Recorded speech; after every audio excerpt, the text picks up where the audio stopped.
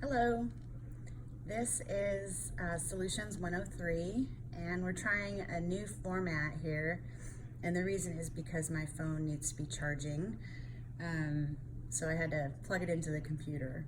So that's why we have a format this way today. So this is Solutions 103. This is single replacement reactions, and this is just part one. It's an introduction to single replacement reactions. Okay. So we're just going to do a really quick little definition. So single replacement reactions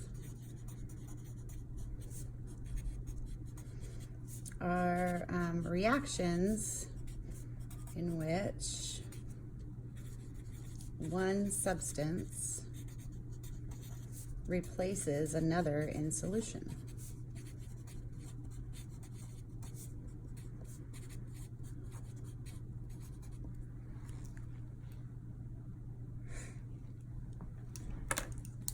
Okay, so a couple things that you want to remember about that is that the replacer will begin as a solid, liquid, or gas.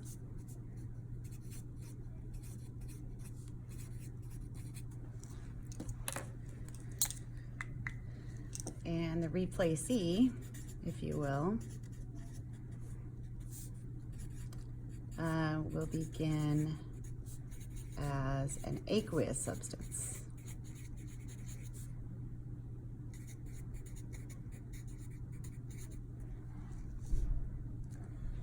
Okay, so the replacer is going to start as a solid, liquid, or gas. The replacee will begin as an aqueous substance. And there's two general types that we'll focus on. One is cation replacement, and the second would be anion replacement.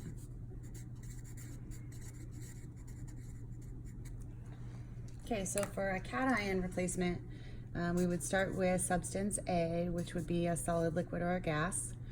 And we would add to it, or add it to substance BC, which is always going to be aqueous. And then A will replace B. B is the cation. So what we get is AC, aqueous, plus B. And that would be a solid, liquid, or a gas, depending on the substance that is being replaced. Okay, so that's cation replacement, just general. And I'm going to draw a line over here so I don't overlap my notes. Anion replacement would look like this. So we're going to start with substance X and add it to YZ, which would be aqueous. And then X would replace the anion, which is Z. And we would end up with Y, either as a solid, liquid, or a gas. And then oh, sorry. Dang it. Messed up. Hang on. You guys are going to love that in your notes, huh? So we would end up with substance Z by itself. My fault. And that would be a solid, liquid, or gas. And then we would also get substance YX. And that would be aqueous. That doesn't look very good, but oh well. Okay, so what you can see there is that X is replacing Z, and so Z gets kicked out by itself, and then Y and X then are in solution together. Okay, so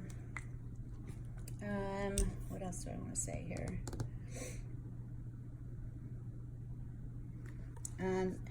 In these cases, A is generally a metal.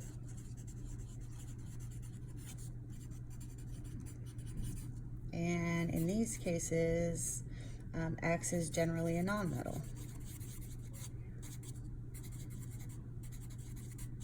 Okay, and I'm just going to do an example for each one, and then we'll call it good for our part one. As an example, we can start with zinc solid, and we can add it to like a copper 2 chloride solution. And what will happen is zinc will replace the copper, and we'll end up with ZnCl2, aqueous, and copper solid. So that's kind of a classic single replacement reaction for a cation. And for the anion replacement, we would look at maybe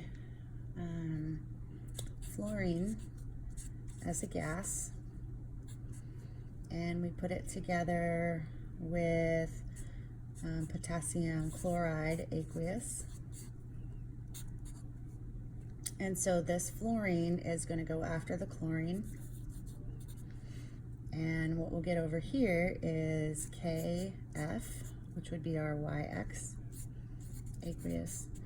And then chlorine, and you'll want to remember chlorine is one of the diatomic elements. So we would always do that as a 2.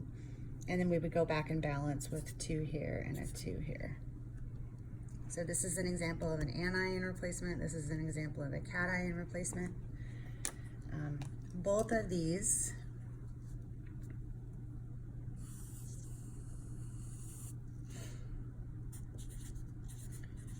we want to determine if a reaction occurs for both types. You look at the activity series.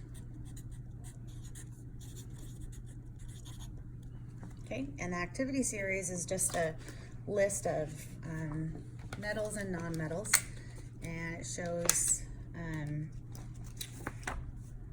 some different metals and who's going to replace who, that kind of thing. So the activity series looks like this. This is the one that I'll give you in class.